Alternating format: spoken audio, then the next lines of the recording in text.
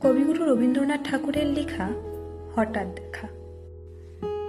রেলগাড়ির কামরায় হঠাৎ দেখা, ভাবিনি সম্ভব হবে কোনোদিন।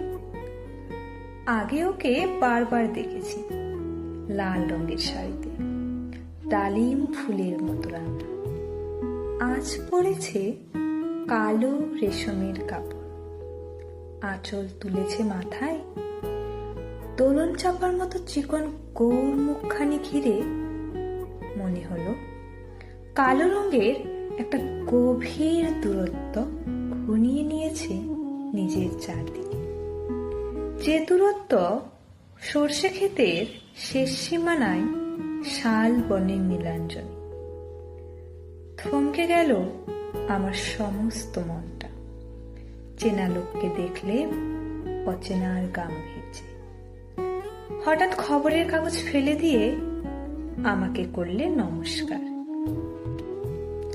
সমাজবিধির পথ গেল খুলে, আলাপ করলাম শুরু, কেমন আছো, কেমন চলছে সংসার ইত্যাদি।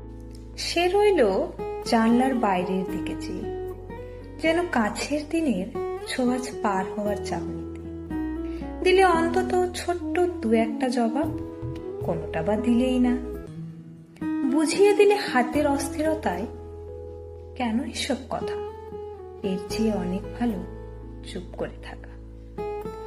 আমি ছিলাম অন্য বেঞ্চিতে ওর সাথীদের সাথে, এক সময়ে আঙুল নেড়ে জানালে কাছে আসতে। মনে হলো কম সাহস নয়, বসলুম ওর এক বেঞ্চিতে। গাড়ির আওয়াজের আড়ালে বললে মৃদুস্বরে, কিছু মনে করো না, সময়ের কথা সময় নষ্ট করবার। আমাকে নামতে হবে পরের স্টেশনে, দূরে যাবে তুমি, দেখা হবে না আর কোনোদিন। তাই যে প্রশ্নটার জবাব এতকাল থেমে আছে, শুনবো তোমার মুখে। সত্য করে বলবে তো? আমি বললে বলবো। বাইরের আকাশের দিকে তাকিয়েই শুধলো, আমাদের গেছে যে দিন, তা কি একেবারেই গেছে? কিছুই কি নেই বাকি?